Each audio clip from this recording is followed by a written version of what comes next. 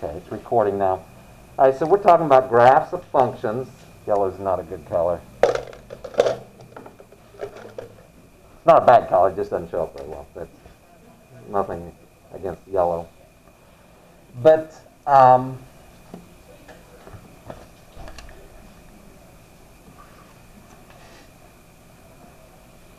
I'm going to draw a graph of f of x equals 3 minus x squared. I'd like for you to, and we'll just kind of sketch the graph real quick and talk a little bit about it.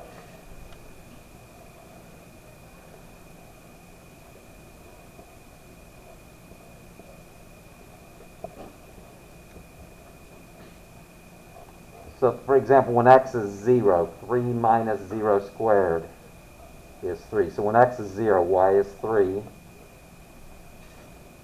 When x is 1, 3 minus 1 squared. 3 minus 1 is 2. When x is 3, or when x is 2, I should say. When x is 2, 3 minus 2 squared, that's 4. 3 minus 4 is negative 1. And so at negative 1, these values are the same, because when I square negative 1, that's the same as squaring 1. And when I square 2, that's the same as, square negative 2, that's the same as 2. So I'm going to kind of draw my little vertex right there.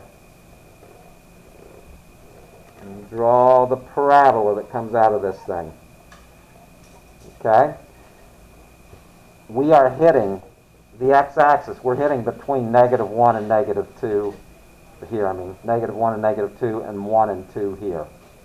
All right? Is everybody good with that? All right. Now,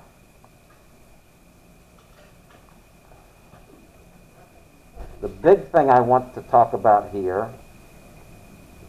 is the domain and the range.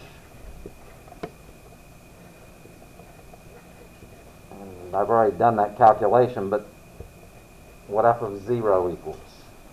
Okay? So the domain here. The domain is all possible values for x.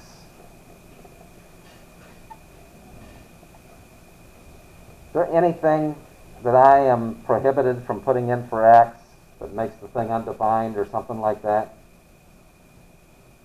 Or will I be able to calculate a number no matter what I put in for x? Will I be able to calculate a value for f of x?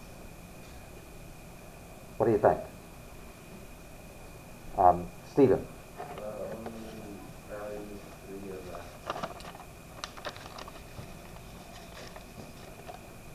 For x? Could I put 4 in and get a number? Yeah, sorry, I was thinking of y. Okay, you're right. You're giving me the range, I think. Okay, so domain. We really don't have any restrictions here, right? Okay. So the domain, I'm going to do this. And then, Quinn, I'm going to ask you what you just said, right? Just a second ago. All real numbers. And this is the interval notation for writing all real numbers. Okay? Now the range are the possible values for y, or in this case, we're talking function notation, f of x, values for f of x. Stephen, what are you saying there? All values 3 or less. All values 3 or less. I'm going to write that this way. The low value, there really is no low value, so I'll go negative infinity. To the high value is 3 included. Okay, so when it's included, I put a square bracket on it. Okay, and then the last part is f of 0. In other words, when x is 0, what is f of x, or y? Equal. Jack? 3. Okay, any questions on that problem? Nope? All right. Okay, my next example.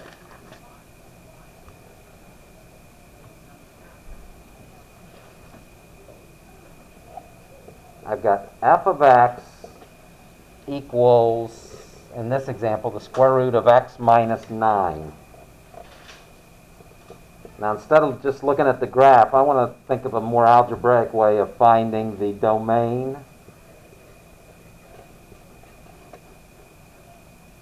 and the range and f of 0. Okay?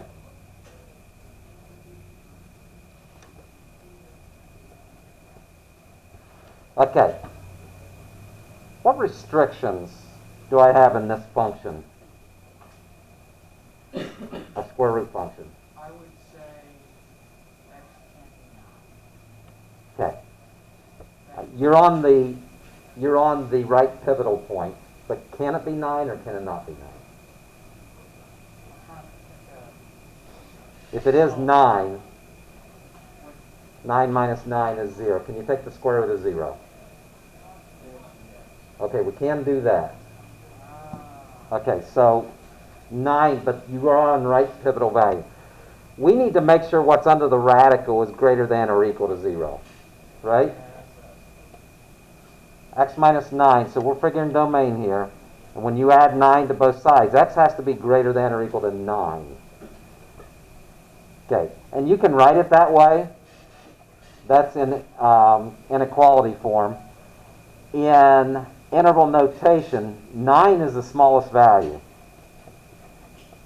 What's the biggest value x can be? Jack? Okay. Yeah, there's no limit to how high we can go. Is everybody good with that? That's our domain. Here's as an inequality, here's interval notation. These are two ways of saying the same thing. Okay? The range. Now the range here, now x9 is the smallest value we're putting in. So what's the value for the range? What's going to come out when you put 9 in? Ryan? It has to be larger than 9.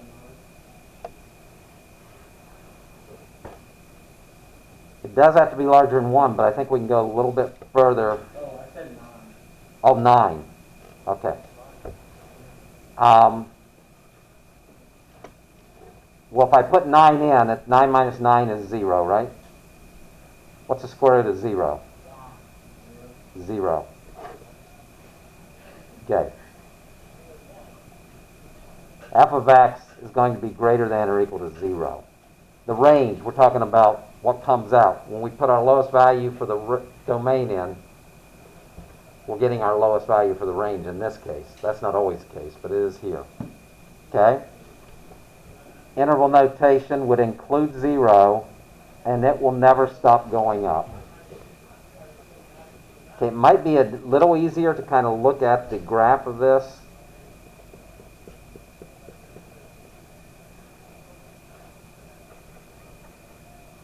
We did say when x is 9, y is 0, right? When x is 10, here's 10 here. What's 10 minus 9? What's square root of 1? 1. So 10, 1 is a point. And the graph kind of goes like this.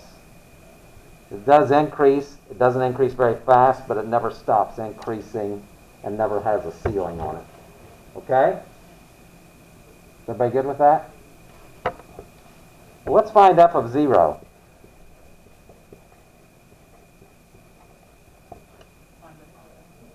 Okay. Square root of negative 9. Now, we do know imaginary numbers, right? But we're only dealing with real numbers. So let's save the imaginary numbers for later in the course.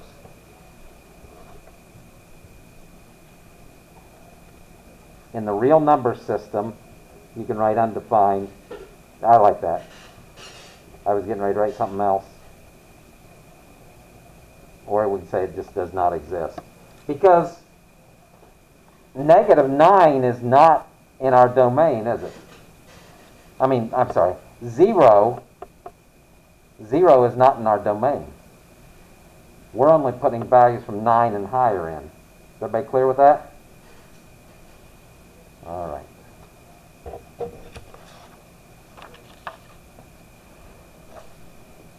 Okay. Let's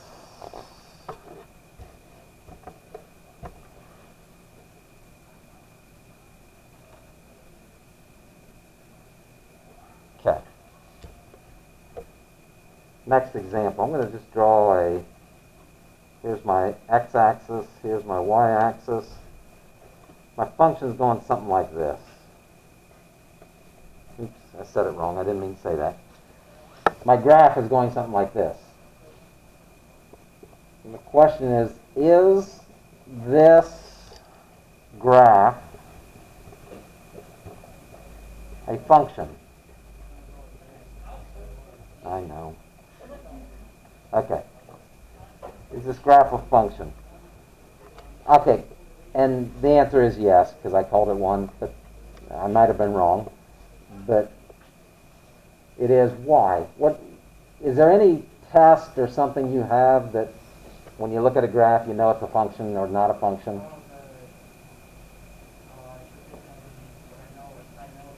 You'll describe it. It's like,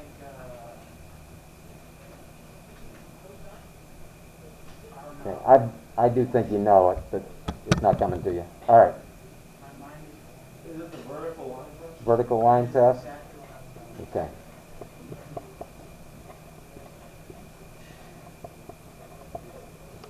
So by the vertical line test, any vertical line that you would be able to draw on this grid is only going to hit the graph of our function once. All right? We good there? All right.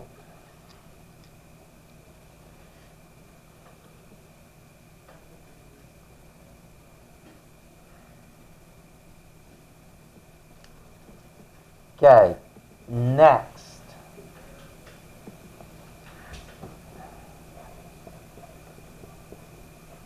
We'll make a drawing, then we'll deal with the calculator. But let's do one without the calculator first, and just a general drawing. F of x equals x cubed plus 3x squared minus 1. Let's draw that graph.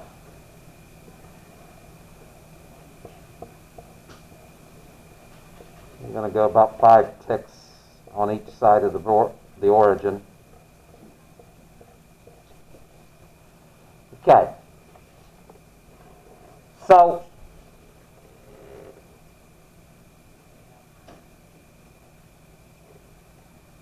let's see. Around -2, 3, right around here, you hit a kind of a high point in the graph. And at 0, -1, you kind of hit a low point. And you hit close to 0, -3, but I don't think it quite hits there. But it comes back up to here, comes back down between -1 and 0, and then bounces back up at here and keeps going like this. So the graph looks kind of like that. Okay? This point here is -2, 3, and this point here is 0, -1.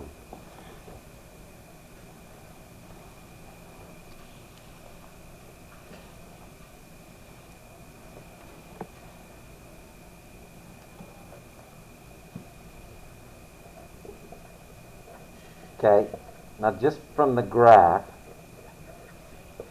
I want to describe the increasing intervals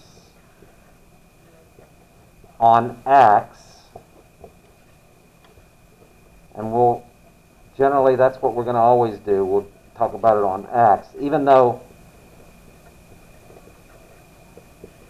I'm finding that instinctually we want to talk about the y values, and then the decreasing intervals on x. Okay. What value of x is going to get us to a peak, the high point? What value of x, when we put it in this function, will get us to a high point, Jack? -2. Now the instinct is to say 3 on that. Okay? And if you'll notice, it's down here. If we're going from left to right, from way to the left until we get to -2. We keep increasing all the way, right? Is everybody with me there? So increasing on x. So I'm going to put negative infinity. So that means way left until we get to -2. Our interval is increasing. I'm actually going to start it over down here.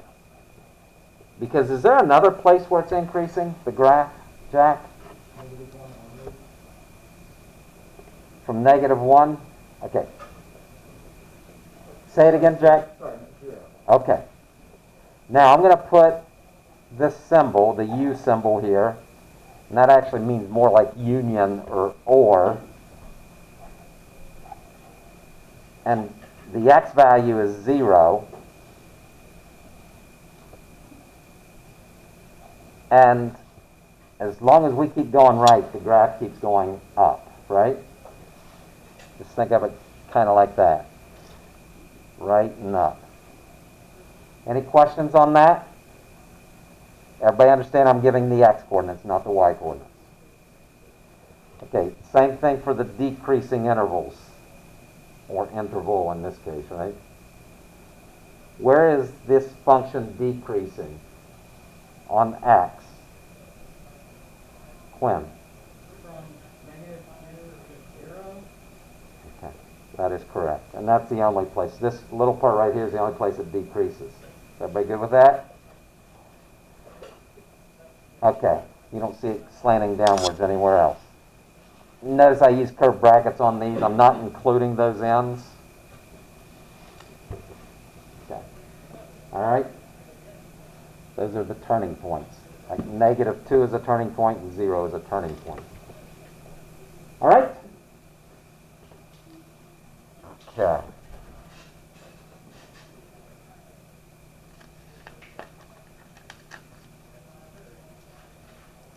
Next. Okay, here's where we get our graphing calculators out.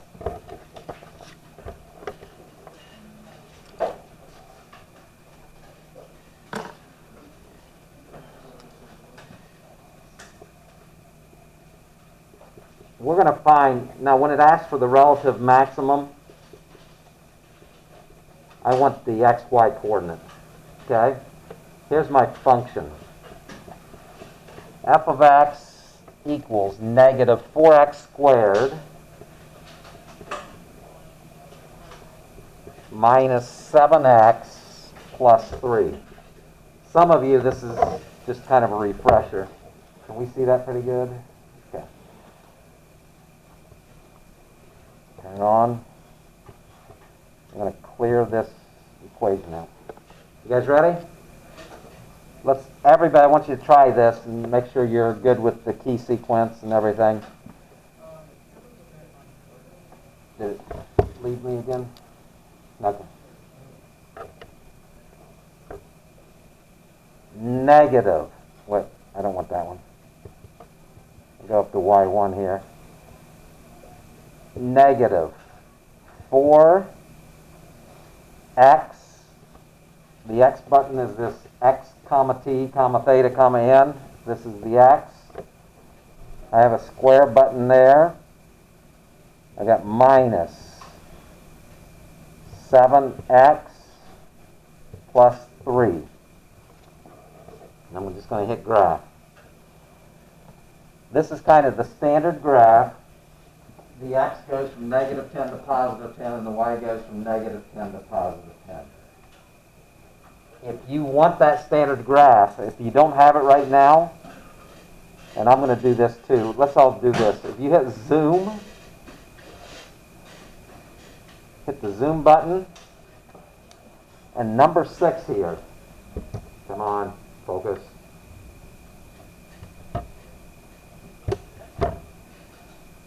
There we go. I just hit something here. Let me try again. Zoom. I'm going to go down to number 6 and hit enter. And that was the same one I had, but that'll always go to -10 to 10 and -10 to 10. Okay? Whenever you want to just get that in real quick in your window. All right. Relative max. I want to find the coordinates of this point right here. Okay? And here is the function where you do that. You hit second, you have that trace button, but above it says calc. So I hit second, calc, and that is a maximum, right? That's a high point of the curve. So I'm going to maximum, number 4. And this says left bound, right here. Left bound, but I'm on the right of the maximum right now. So I want to hit this arrow until I'm here. I hit the peak kind of right here around, right here, until I'm right around there, somewhere to the left of the top. And it puts a little marker there. Your newer ones actually put a vertical line, don't they? If you got the newer TI-84s. Okay, those are nice. That's nice. And then the right bound, I'm going to hit the cursor to the right a little bit. Now I went above the peak, now I'm on my way down there, so I'm going to hit enter. Puts a little marker down for me. And then you see this guess. I have no idea why they do that, but they do it all the time. So when it hits guess, if you've got your markers in the right place, just hit enter one more time. And I'm seeing negative 0.874999. Yeah, last period I did this, it said like negative 0.875001 or something like that. It is rounding. These things round. I have a certain amount of... So I'm going to put negative 0.875. When I see a number that close, I'm going to put that. And then positive 6.0625. So my relative max, the coordinates of it are right there. Okay?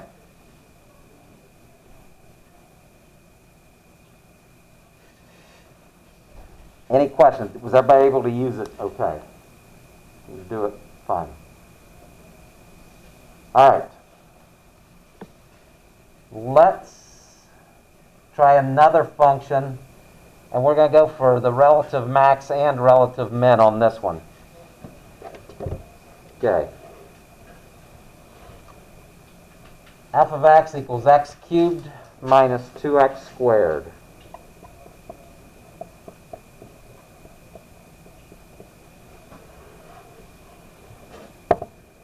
Okay.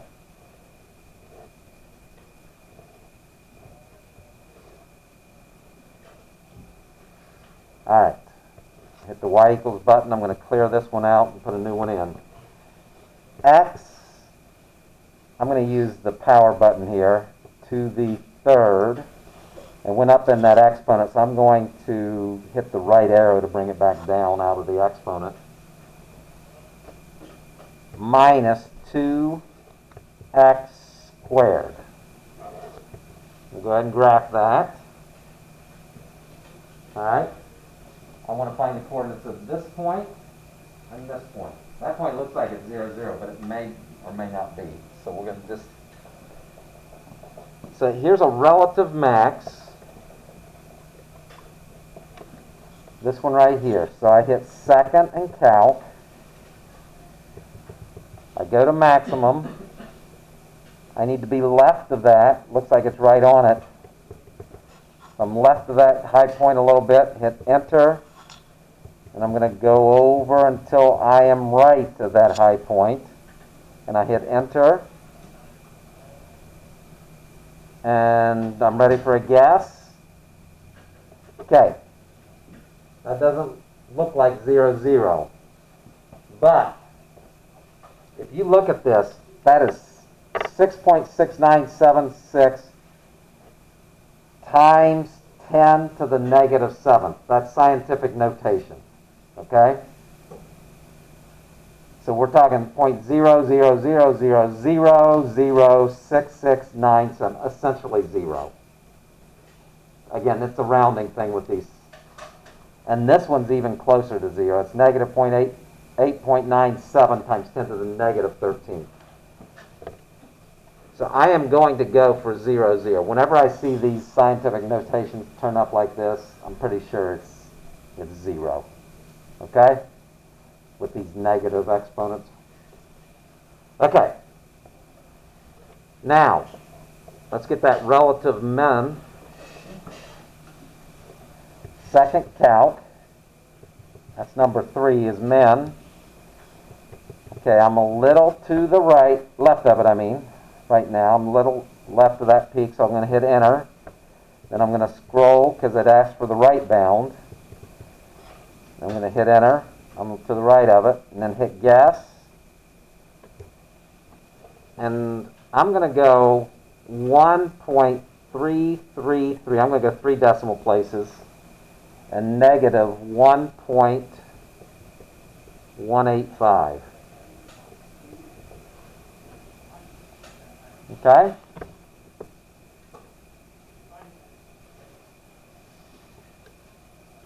You guys have any questions there?